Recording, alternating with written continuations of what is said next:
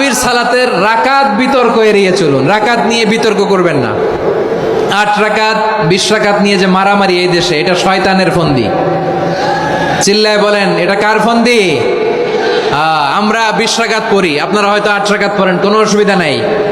আমরা যারা 20 রাকাত আমরা পড়তেছি, আমরা 20 রাকাতের কথাই বলি, 20 রাকাত আমরা পড়বো আজীবন।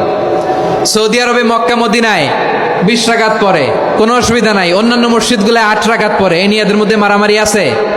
হ্যাঁ, এই জন্য রাকাত বিতর্ক এড়িয়ে চলবেন। প্রিয় ভাইয়েরা, আপনার আমল আল্লাহর কাছে কবুল হবে সংখ্যার বিচারে না উত্তমতার বিচারে? বলেন তো, সংখ্যার বিচারে না উত্তমতার বিচারে?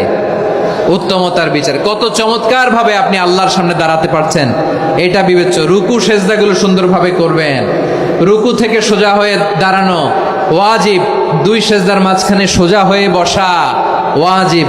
এই তাদিলুল আরকান বাদ দিলে হানাফি মাযহাব মতে সৌ সেজদা দিতে হবে, অন্য মাযহাব মতে নামাজি হবে না, আপনি নামাজি হবে না।